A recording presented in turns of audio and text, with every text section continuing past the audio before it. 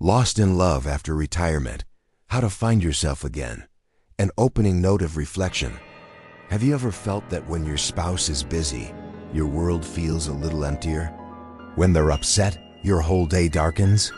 Or when they're unwell, you feel like you're falling apart too? You're not alone. Retirement is often painted as a golden era of freedom from work, endless time to enjoy life. But for many of us, it can also be a time when we find ourselves deeply, sometimes overwhelmingly, dependent on our partners for emotional support and identity. It's a quiet struggle behind many smiles. What if I told you that emotional dependence on your spouse in retirement is not a sign of love's depth, but a sign that you might have lost sight of yourself? That beneath this dependence lies an opportunity to rediscover who you truly are beyond the role partner. Today, we're going to explore this emotional journey together. We'll uncover science, share stories, and find practical ways to move from dependence to wholeness, so you can enjoy a richer, more fulfilling retirement. The awakening moment. Have you ever felt your whole day change because your partner is sad? In the next few minutes, I'll show a gentle path from feeling lost to feeling whole again, even in retirement. Welcome, I'm Ordinary People, your online neighbor and fellow retiree. I'm here to walk with you through one of the most tender and overlooked challenges many face after retirement: emotional dependence on a spouse. This class is about more than just understanding, it's about transformation. You will learn how to reconnect with yourself, create healthy emotional space in your relationship, and build a vibrant life beyond the shadows of dependence. We'll draw on the wisdom of experts like Dr. Robert J. Waldinger, who leads the Harvard study of adult development, Dr. Lavra Karstensen, known for her work on aging and emotional well-being, and other thought leaders who help us understand the emotional landscape of retirement. By the end, you'll have 5 practical strategies grounded in science and real-life experience to guide you toward emotional freedom and deeper connection, not only with your spouse, but with yourself. Let's begin this journey of rediscovery and hope. The awakening of curiosity to understand emotional dependence. Let's first look at what happens emotionally as we age and retire. Dr. Lavra Karstensen's socio-emotional selectivity theory tells us that as we grow older, our sense of time changes. We become more aware that our time is limited, and naturally, we focus more on close, meaningful relationships. This is a beautiful, adaptive shift, prioritizing what truly matters. But here's the nuance. There's a difference between valuing close relationships and becoming overly dependent on one person for your emotional well-being. When our entire emotional world revolves around a single individual, especially a spouse, it can create a fragile foundation. Dr. Robert J. Waldinger's decades-long Harvard study of adult development shows that the quality of our relationships is the single greatest predictor of happiness and health in later life. But quality means relationships that allow us to be ourselves, grow, and feel supported, not relationships that consume our identity. Dr. Nancy Schlossberg, a leading expert on life transitions, reminds us that retirement is a major role change. Suddenly, we lose our work identity and spend much more time with our spouse. This shift can intensify emotional reliance, sometimes blurring boundaries between partners. Dr. Richard Leider calls this reclaiming purpose, finding or rediscovering your own meaning beyond roles like spouse or employee. When we lose this, emotional dependence can fill the void. Understanding these insights helps us see emotional dependence not as a personal failing, but as a natural response to life's transitions and a call to action. Insight 1.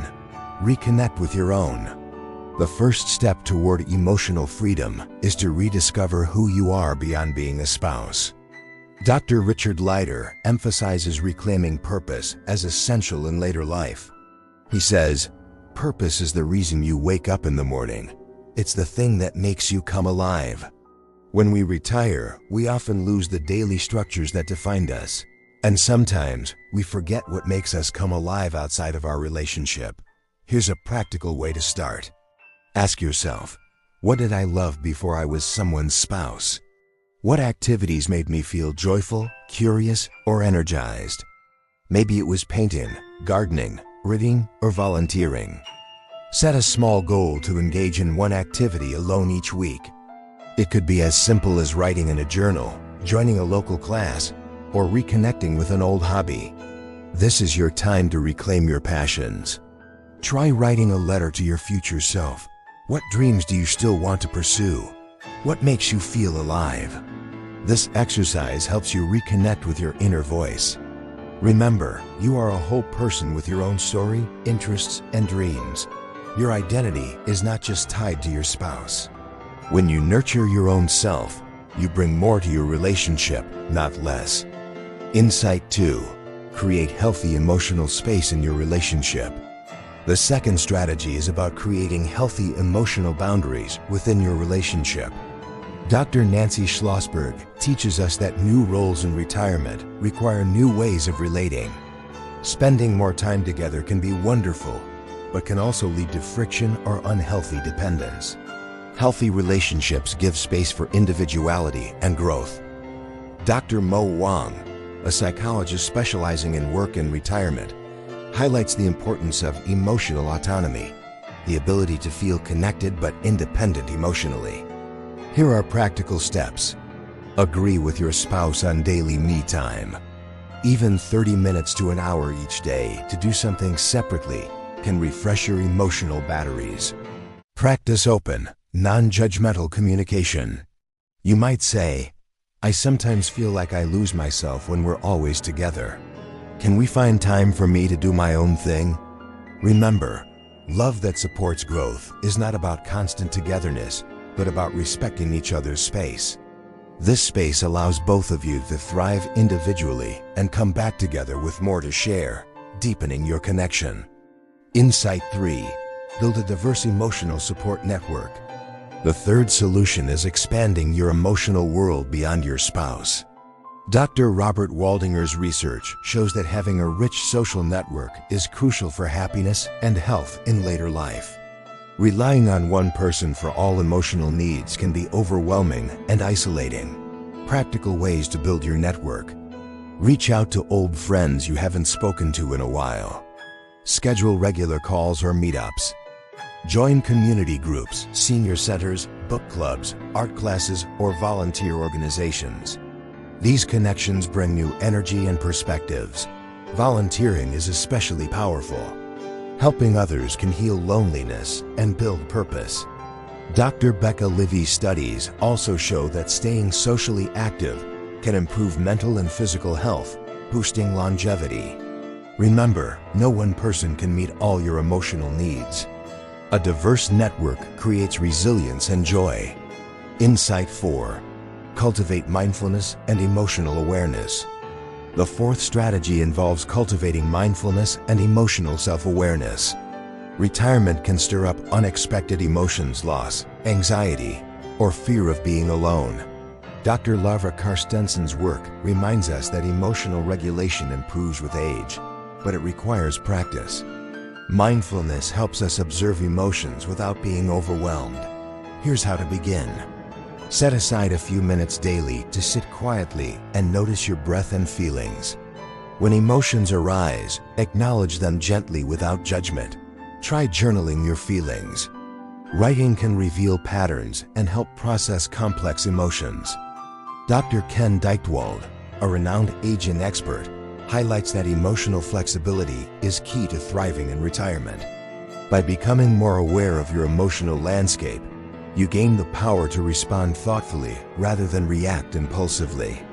This emotional awareness strengthens your sense of self and reduces unhealthy dependence. Insight 5. Create shared goals and new traditions. The fifth solution focuses on building shared meaning with your spouse while maintaining individuality. Dr. Richard Leider reminds us that purpose can be both individual and shared. Creating new goals together can deepen your bond and create fresh energy. Consider these steps. Discuss what new experiences or projects excite both of you. Travel plans, gardening, learning something new. Create small rituals or traditions that celebrate your life together, but also honor your individual interests. Dr. Nancy Schlossberg emphasizes that transitions are easier when we create new routines that reflect our changing identities. Balancing shared and personal goals helps transform dependence into mutual support and growth. The final light. Let's deepen our understanding with more advanced insights. Dr. Becca Levy's research on aging and mindset shows that how we perceive ourselves in later life profoundly affects our health and emotional well-being. Those who see aging as a time of growth and possibility tend to live longer, healthier lives. Dr. Mo Wang's studies on retirement adjustment reveal that retirees who actively engage in meaning-making and maintain diverse social roles experience less depression and greater life satisfaction. Dr. Robert Waldinger's longitudinal study confirms that the best relationships are those where both partners maintain their individuality while growing together. These findings converge on a powerful truth. Emotional dependence is not the goal. Emotional interdependence, where both partners support each other's growth, is the foundation for a thriving retirement. From knowing to becoming. As we come to the close of this journey, remember this. Emotional dependence is a natural response to a big life change. It's not a flaw but a signal, a call to rediscover yourself and reshape your relationship.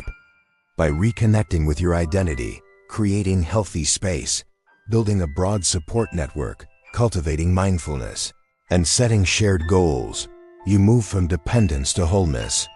You become two whole individuals walking together, not two halves clinging in fear.